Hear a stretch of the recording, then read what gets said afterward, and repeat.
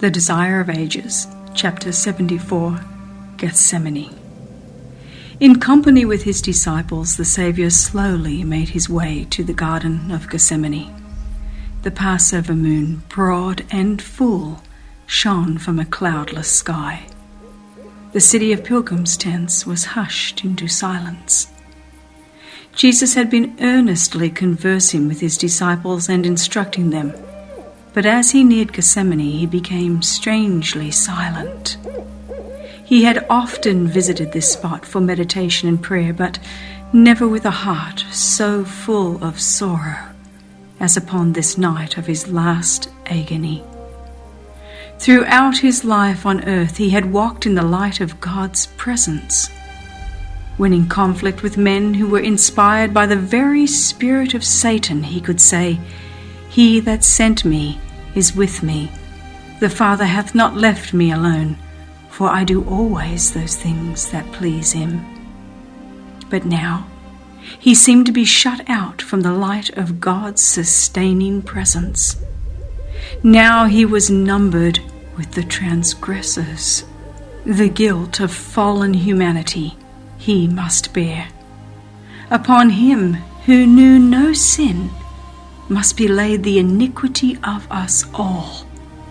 So dreadful does sin appear to him, so great is the weight of guilt which he must bear, that he is tempted to fear it will shut him out forever from his Father's love. Feeling how terrible is the wrath of God against transgression, he exclaims, "My soul is exceeding sorrowful, even unto death." As they approached the garden, the disciples had marked the change that came over their master. Never before had they seen him so utterly sad and silent. As he proceeded, this strange sadness deepened, yet they dared not question him as to the cause. His form swayed as if he were about to fall. Upon reaching the garden, the disciples looked anxiously for his usual place of retirement, that their master might rest. Every step that he now took was with labored effort. He groaned aloud, as if suffering under the pressure of a terrible burden. Twice his companions supported him, or he would have fallen to the earth. Near the entrance to the garden, Jesus left all but 3 of the disciples, bidding them pray for themselves and for him. With Peter, James, and John, he entered its secluded recesses. These 3 disciples were Christ's closest companions. They had beheld his glory on the Mount of Transfiguration. They had seen Moses and Elijah talking with him. They had heard the voice from heaven. Now, in his great struggle, Christ desired their presence near him. Often they had passed the night with him in this retreat. On these occasions, after a season of watching and prayer, they would sleep undisturbed at a little distance from their master, until he awoke them in the morning to go forth anew to labor. But now he desired them to spend the night with him in prayer. Yet he could not bear that even they should witness the agony he was to endure. "Tarry ye here," he said, "and watch with me." He went a little distance from them, not so far but that they could both see and hear him, and fell prostrate upon the ground. He felt that by sin he was being separated from his Father. The gulf was so broad, so black, so deep, that his spirit shuddered before it.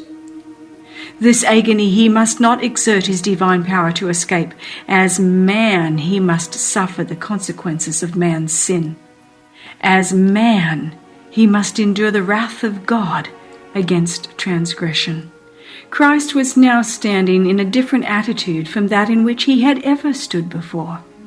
His suffering can best be described in the words of the prophet, "Awake, O sword, against my shepherd, and against the man that is my fellow, saith the Lord of hosts." As the substitute and surety for sinful man, Christ was suffering under divine justice. He saw what justice meant. Hitherto he had been an intercessor for others. Now he longed to have an intercessor for himself. As Christ felt his unity with the Father broken up, he feared that in his human nature he would be unable to endure the coming conflict with the powers of darkness. In the wilderness of temptation, the destiny of the human race had been at stake. Christ was then conqueror.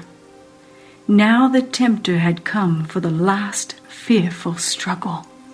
For this he had been preparing during the 3 years of Christ's ministry. Everything was at stake with him. If he failed here, his hope of mastery was lost. The kingdoms of the world would finally become Christ's. He himself would be overthrown and cast out. But if Christ could be overcome, the earth would become Satan's kingdom, and the human race would be forever in his power. With the issues of the conflict before him, Christ's soul was filled with dread of separation from God. Satan told him that if he became the surety for a sinful world, the separation would be eternal. He would be identified with Satan's kingdom and would never more be one with God. And what was to be gained by this sacrifice? How hopeless appeared the guilt and ingratitude of men. In its hardest features, Satan pressed the situation upon the Redeemer. The people who claim to be above all others in temporal and spiritual advantages have rejected you.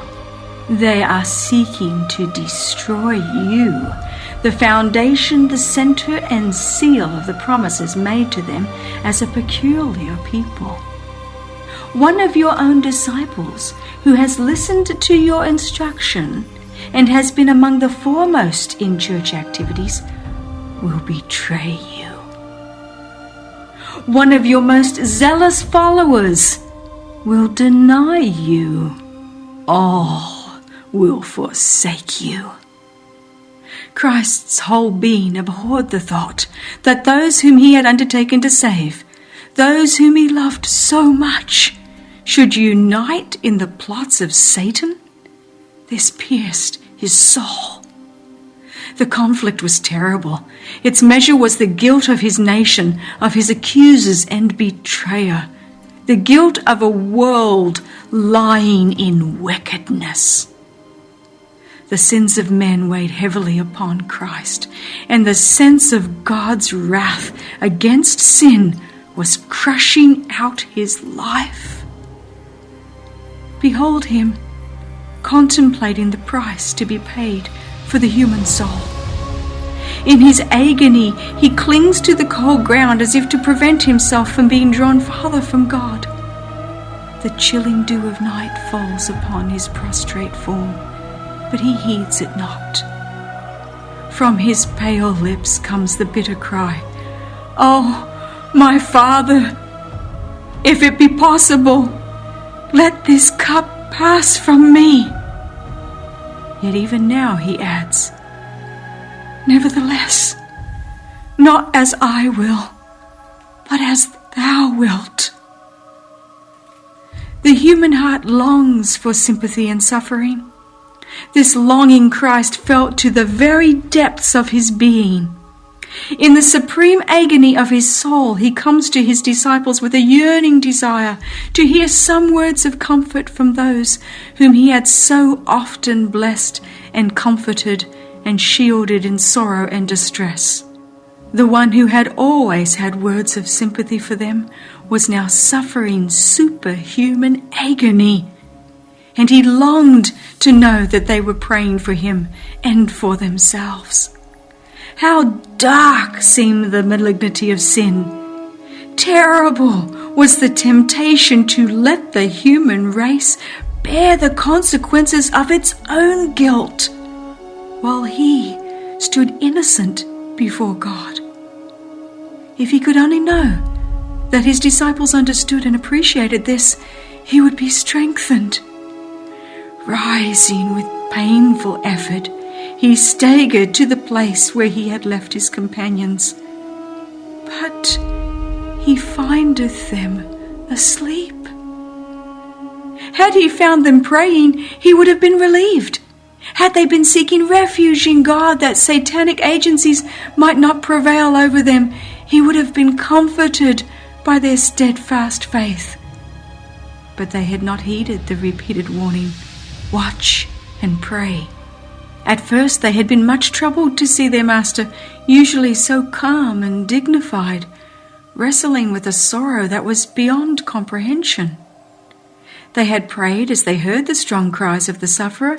They did not intend to forsake their Lord, but they seemed paralyzed by a stupor which they might have shaken off if they had continued pleading with God.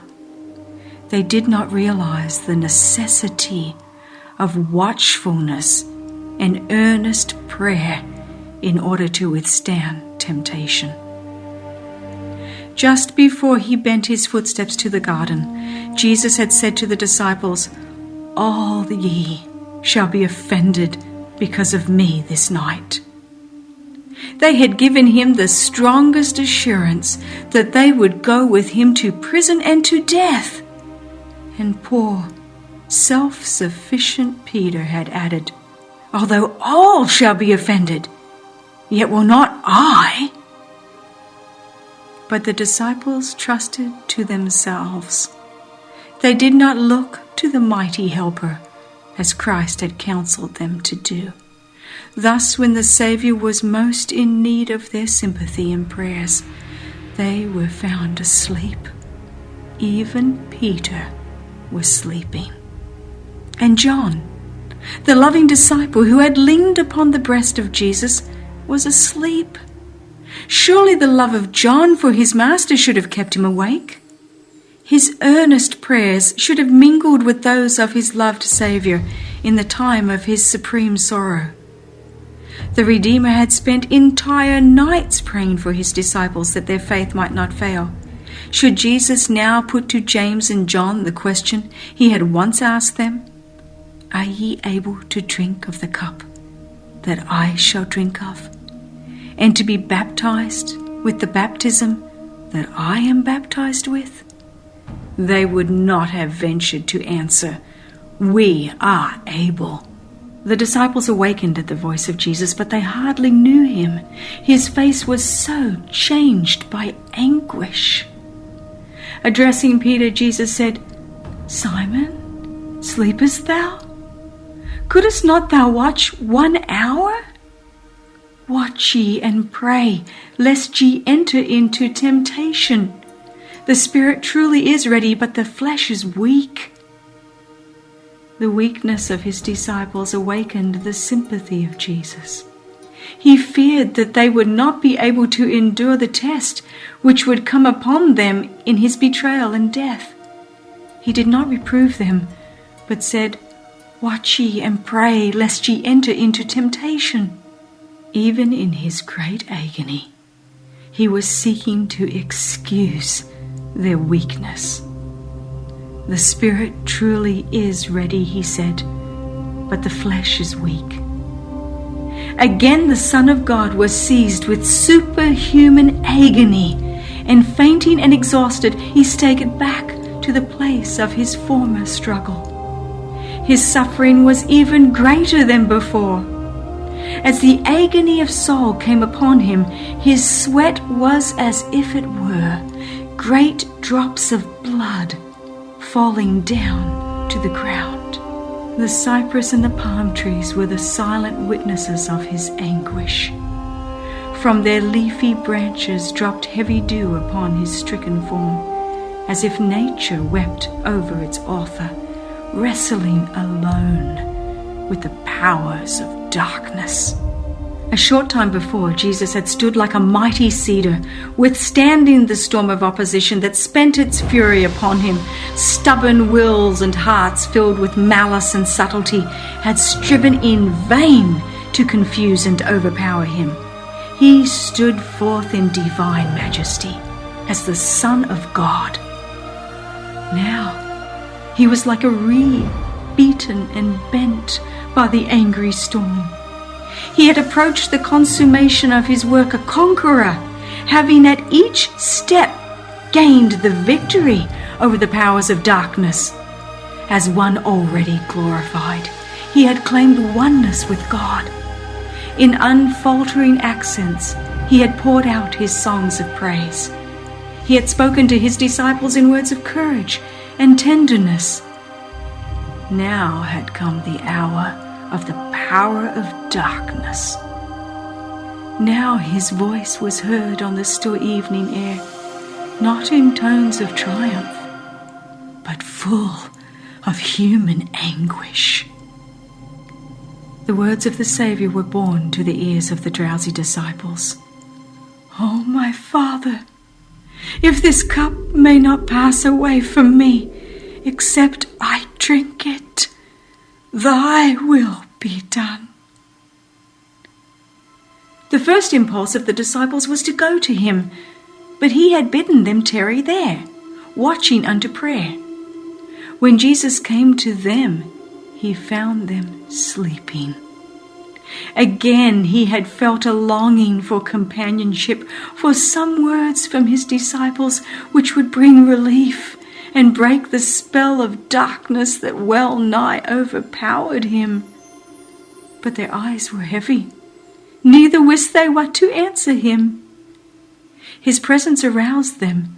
They saw his face marked with the bloody sweat of agony, and they were filled with fear. His anguish of mind they could not understand.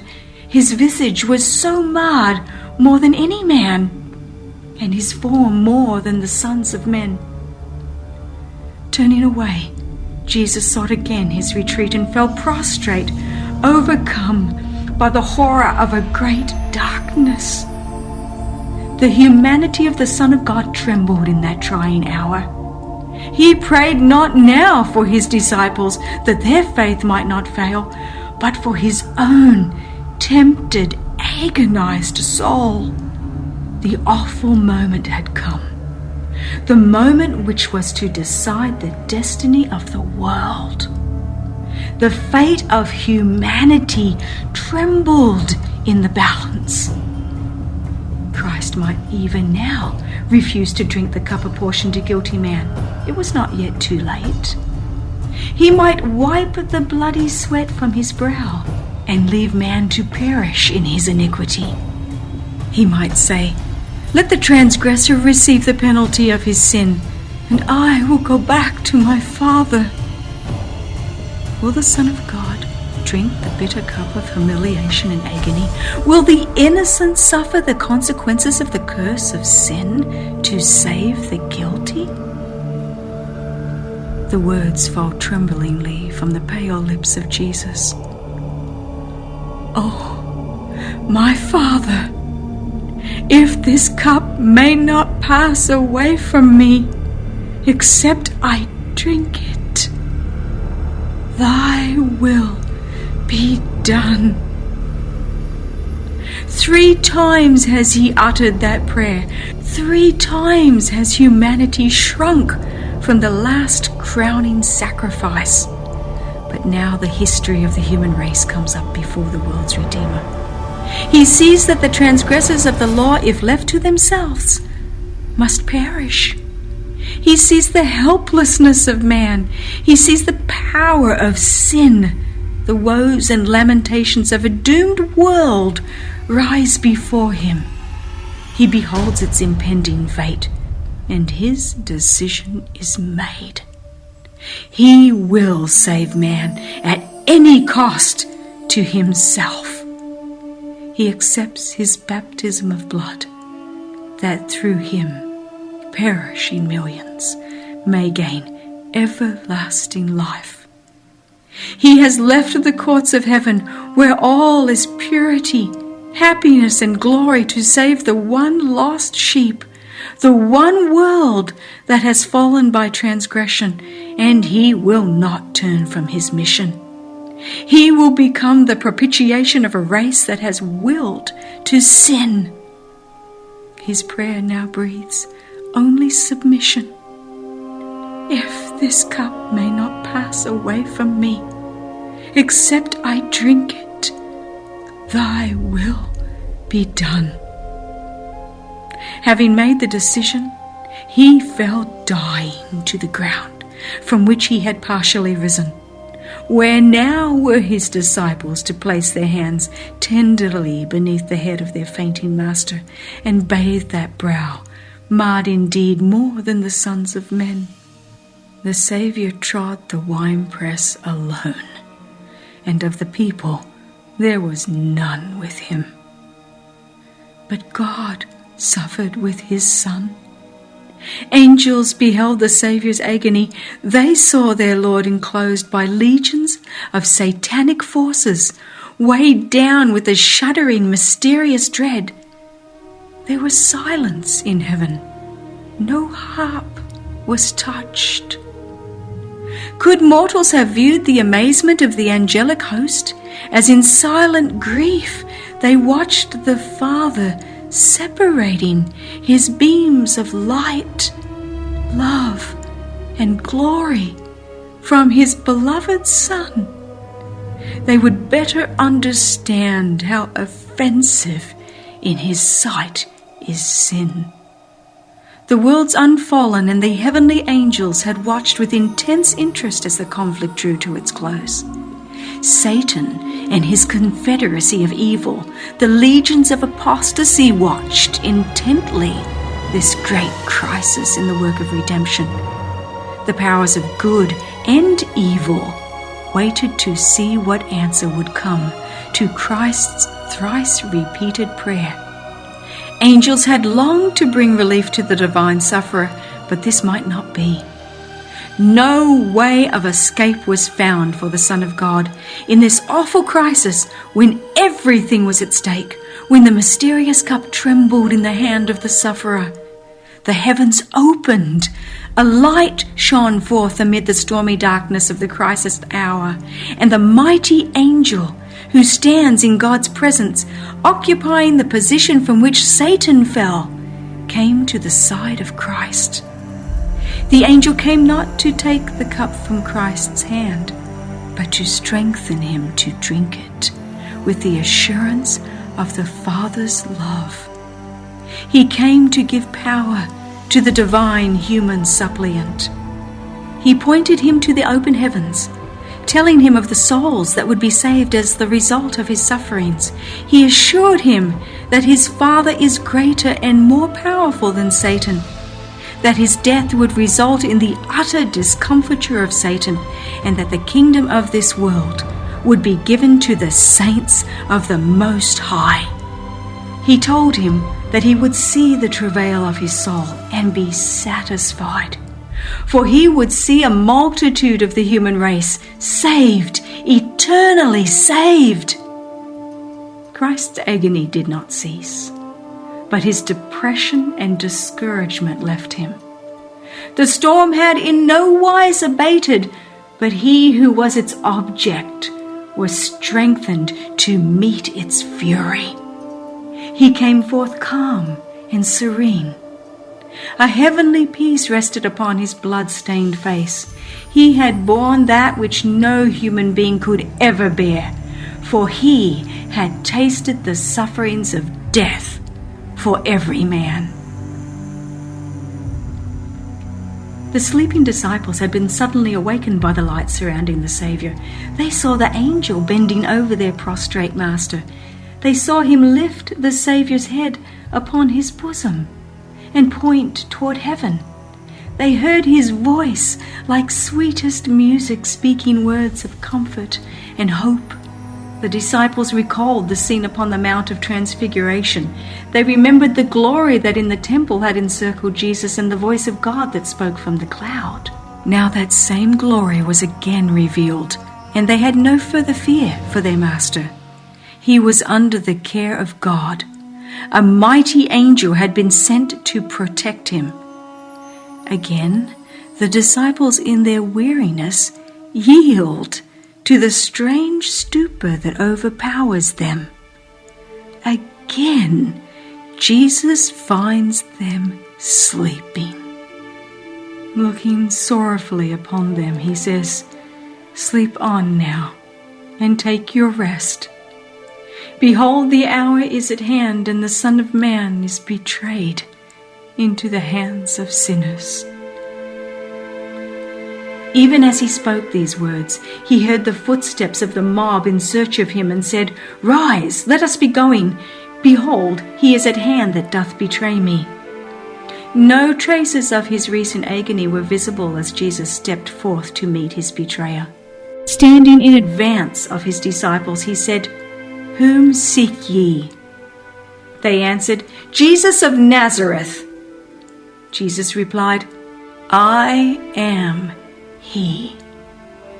As these words were spoken, the angel who had lately ministered to Jesus moved between him and the mob. A divine light illuminated the Saviour's face, and a dove-like form overshadowed him. In the presence of this divine glory, the murderous throng could not stand for a moment. They staggered back. Priests, elders, soldiers, and even Judas fell as dead men to the ground. The angel withdrew, and the light faded away. Jesus had opportunity to escape, but he remained calm and self-possessed. As one glorified, he stood in the midst of that hardened band, now prostrate and helpless at his feet. The disciples looked on, silent with wonder and awe. But quickly the scene changed. The mob started up. The Roman soldiers, the priests, and Judas gathered about Christ. They seemed ashamed of their weakness and fearful that he would yet escape. Again the question was asked by the Redeemer, "Whom seek ye?" They had had evidence that he who stood before them was the Son of God, but they would not be convinced. To the question, "Whom seek ye?" again they answered, "Jesus of Nazareth." The Saviour then said, "I have told you that I am he. If therefore ye seek me, let these go their way," pointing to the disciples. He knew how weak was their faith, and he sought to shield them from temptation and trial. For them he was ready to sacrifice himself. Judas the betrayer did not forget the part he was to act. When the mob entered the garden, he had led the way, closely followed by the high priest. To the pursuers of Jesus he had given a sign, saying, "Whomsoever I shall kiss, that same is he, hold him fast." Now he pretends to have no part with them. Coming close to Jesus, he takes his hand as a familiar friend with the words, "Hail, Master." He kisses him repeatedly and appears to weep as if in sympathy with him in his peril. Jesus said to him, "Friend, wherefore art thou come?" His voice trembled with sorrow as he added, "Judas, betrayest thou the Son of Man with a kiss?" This appeal should have aroused the conscience of the betrayer and touched his stubborn heart. But honor, fidelity, and human tenderness had forsaken him. He stood bold and defiant, showing no disposition to relent. He had given himself up to Satan, and he had no power to resist him. Jesus did not refuse the traitor's kiss. The mob grew bold as they saw Judas touch the person of him who had so recently been glorified before their eyes. They now laid hold of Jesus and proceeded to bind those precious hands that had ever been employed in doing good. The disciples had thought that their master would not suffer himself to be taken, for the same power that had caused the mob to fall as dead men could keep them helpless until Jesus and his companions should escape. They were disappointed and indignant as they saw the cords brought forward to bind the hands of him whom they loved. Peter, in his anger, rashly drew his sword and tried to defend his master, but he only cut off an ear of the high priest's servant. When Jesus saw what was done, he released his hands, though held firmly by the Roman soldiers, and saying, "Suffer ye thus far," he touched the wounded ear, and it was instantly made whole.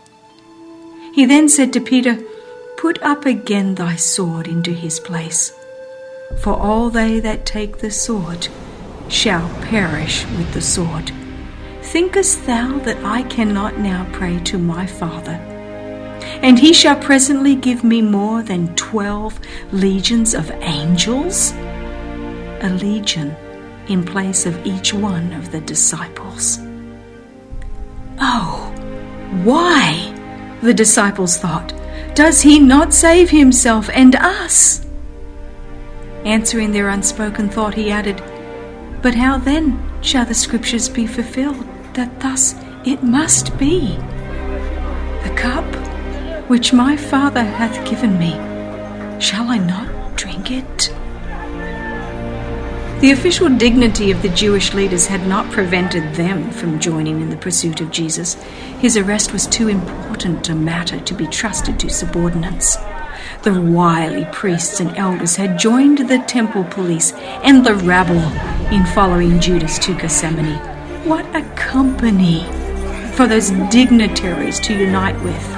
A mob that was eager for excitement and armed with all kinds of implements, as if in pursuit of a wild beast. Turning to the priests and elders, Christ fixed upon them his searching glance. The words he spoke they would never forget, as long as life should last. They were as the sharp arrows of the Almighty. With dignity he said, "You come out against me with swords and staves as you would against a thief or a robber. Day by day I sat teaching in the temple. You had every opportunity of laying hands upon me, and you did nothing. The night is better suited to your work. This is your hour and the power of darkness." The disciples were terrified as they saw Jesus permit himself to be taken and bound. They were offended that he should suffer this humiliation to himself and them. They could not understand his conduct, and they blamed him for submitting to the mob. In their indignation and fear, Peter proposed that they save themselves. Following this suggestion, they all forsook him and fled. But Christ had foretold this desertion. "Behold," he had said, "the hour cometh, yea, is now come, that ye shall be scattered every one to his own, and shall leave me alone. And yet I am not alone, because the Father is with me."